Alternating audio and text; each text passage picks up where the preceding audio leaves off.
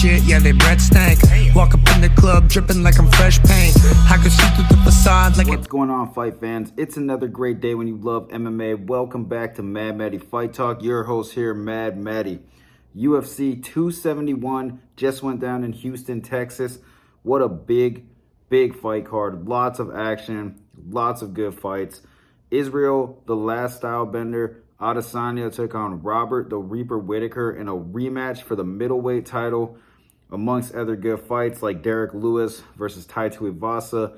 There was also Cannonier taking on Derrick Brunson. Alexander Hernandez fought Renato Moicano. And Bobby Green took on Nasrat Haqparast. I don't even know how to say his name. I'm not even going to lie to you. I'm going to butcher it. But let's just go with Nasrat. Anyway, starting off in the middleweight championship, let's just get right into it. Izzy took on Whittaker.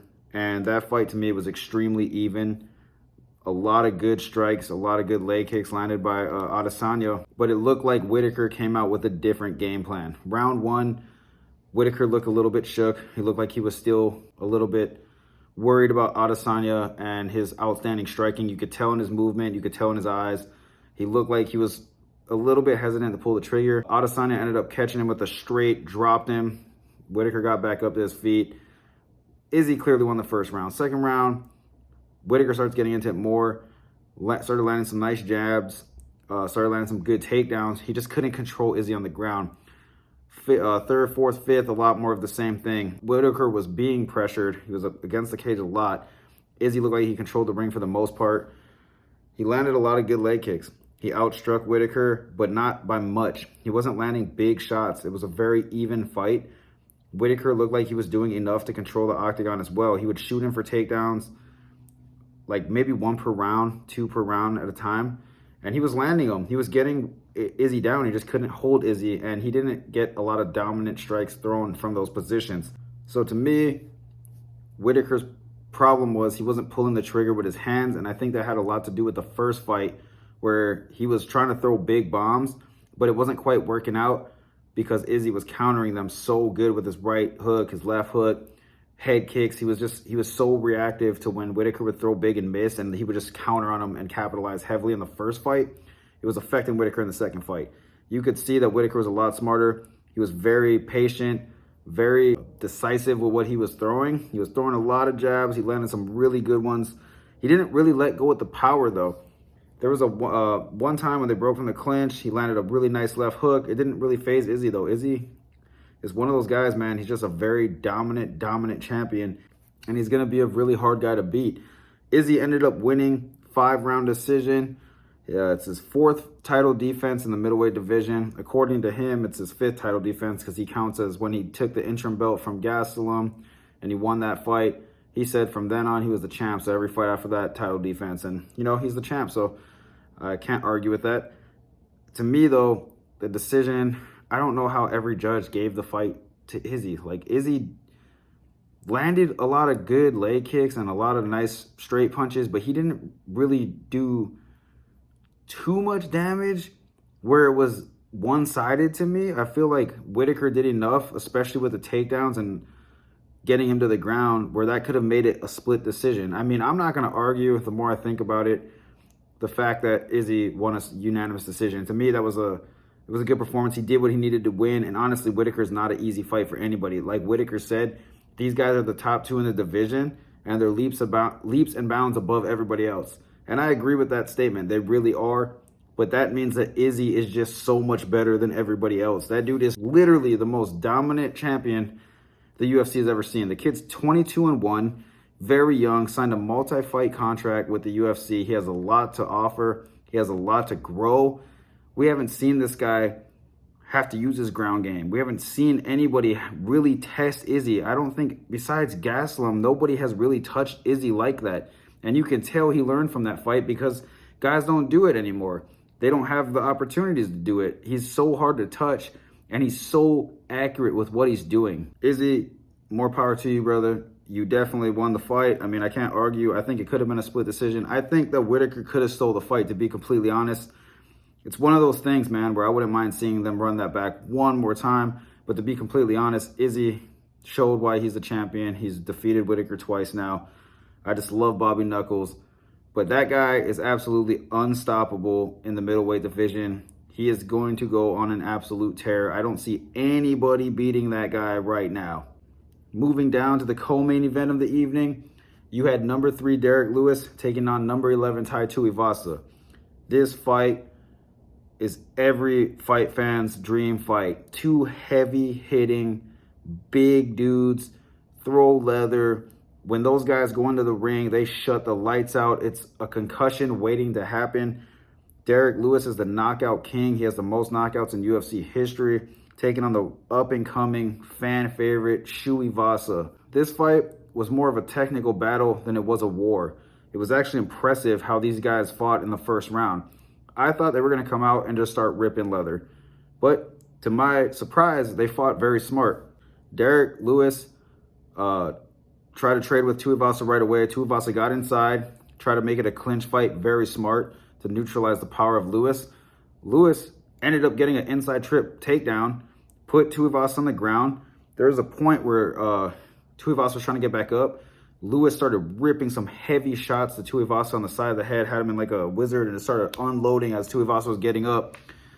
That was the game changer for me at that moment because Tuivasa ate the power of Lewis. And it wasn't clean shots, but they were really big shots. Traded with him, turned it back into a clinch fight. He got taken down again in the round. Honestly, you could have given that round to Lewis, but he showed, I'm here to fight, bro. Like, you're going to hit me, I'm going to hit you back. I'm going to eat your power. You're going to have to work to win this one. That's when I realized, oh, man, this is going to be a really good fight if it continues to go the way it's going. Second round comes around, a lot more of the same, a little bit of a clinch battle. They were exchanging from the breaks pretty good. Tuivasa ended up cracking Lewis with a hard elbow to the dome, right on the jaw. Pretty much pulled a Derrick Lewis Curtis Blades and Derrick Lewis. Wasn't an uppercut, was an elbow, kind of had him in the statue, face planted to the ground. I was in shock because that dude's head is so solid that I didn't think that, I knew Tuivasa could pull it off. And if you guys aren't, like and subscribe to this video, but I was going for Tuivasa in this fight, and I had him winning by second round knockout, I believe. So either way, I was right about that one. Tuivasa really surprised me with the elbow to the dome, though. Like, he put that right on the jaw, and I didn't think Lewis would go out like that. He face planted, went straight to the ground. Thank God Dan Miragliotta stepped in and stopped that, because Tuivasa, I mean, a less experienced ref would have probably let that go a second longer to give Lewis a chance. And Tuivasa would have dropped a hammer fist from hell on that. But anyway, shout out to Tuivasa, number 11, beating number 3. Very impressive. He is going to skyrocket to the top of the heavyweight division. That kid has so much potential, and he is extremely dangerous to go in there with a guy like that and fight technical battle with a big, strong dude and come out on top with a KO victory. You KO'd the KO king, the rising star, got a lot of shoeys in after the fight. I'm very excited to see where this guy goes in his career, and I'm very excited to see his next fight. Jared Cannonier versus Derrick Brunson. Big fight implications for this one. These guys are two top-ranked middleweight dudes. This was pretty much an unspoken number 1 contender fight. Jared Cannonier, he's a really hard, heavy hitter, very strong, very hard to take down. Derrick Brunson, outstanding wrestler, outstanding grappler. Now, I'm not going to lie to you guys. I took Derrick Brunson in this fight. He was on a 5-fight win streak. I thought he was going to be able to tire out Cannonier and land some vicious ground and pound. But boy, was I wrong. Jared Cannonier ended up getting a second-round KO by vicious elbows. Listen, this fight was really good, and it was going exactly how I pictured it in the first round. Derrick Brunson was striking, throwing some nice jabs, a little bit of straights, a little bit of front kicks. Got some nice takedowns and absolutely controlled the first round. Cannonier didn't really do anything in the first round. I mean, he threw some decent counters, really didn't land anything. It was pretty much Brunson's fight from the first round. Easy 10-9. Absolutely controlled it, took him down, made it a hard fight, even had Cannonier in a rear naked choke. And I'm telling you, if there was 30 seconds left in that round instead of 10 seconds, Cannonier would have lost that fight. He says he was in no trouble. I think he would have tapped. But moving on to the second round, it looked like Cannonier caught Brunson early in the second round with possibly a hook or a straight, but Brunson did not look the same. He looked like he was on skates and his eyes were a little bit lost. He looked like he was out of it. It was weird. He was throwing very ugly punches. His body was off balance when he was throwing. kind of just putting himself in danger. He tried to wrap up Cannonier towards the end of the round. Cannonier landed a nasty, nasty right elbow right to the dome. Put Brunson on skates, chased him down, got him to the ground, got on top, and man, when you're talking some John Jones style ground and pound elbows for a vicious knockout, I mean, the referee in that fight needs to step in. First of all, once he went to the ground after he got caught, you need to step in there. There is no reason that Derrick Brunson should be taking 3-4 more elbows to the face and getting a nasty gash over his right eye because you didn't want to stop the fight to give him... The guy's knocked out, dude. Like, what more do you need to see? Step in there and stop this guy. Cannonier, vicious, vicious ground and pound. Absolutely brutal. Finished Derrick Brunson, and after the fight, they asked him, what do you see next in your career? What do you see next as a fight? He called straight for Izzy Adesayna. He wants the title shot. He wanted the winner, who is Izzy Adesayna. So now we're probably going to see that fight happen. He looked Dana White dead in the eyes and said, listen, motherfucker, you need to give me this fight. I want to fight the champion. I want a title shot. I respect that because a lot of guys are like, oh, it's a company, man. I'll do whatever the company says. No, bro. You're in it for a legacy. Smart move. Nice call on the title shot, and I hope you get it. I can't wait to see that fight. It's going to be very interesting. I'll definitely be making a video for that one. Further down the main card, we had Alexander Hernandez versus Renato Moicano. That fight was pretty freaking fun to watch, I'm not going to lie. Apparently, I don't know if I heard this right or if this is true, but Alexander Hernandez and Moicano were further down the fight card, and he got pissed off and said, man, I'm not like a prelim fighter. What do I look like? They put him in the pay-per-view, and I'm glad they did, because Moicano got to show off his fucking skills on the main card. Hernandez tried to pressure Moicano in the first round, and he was running into a lot of counters.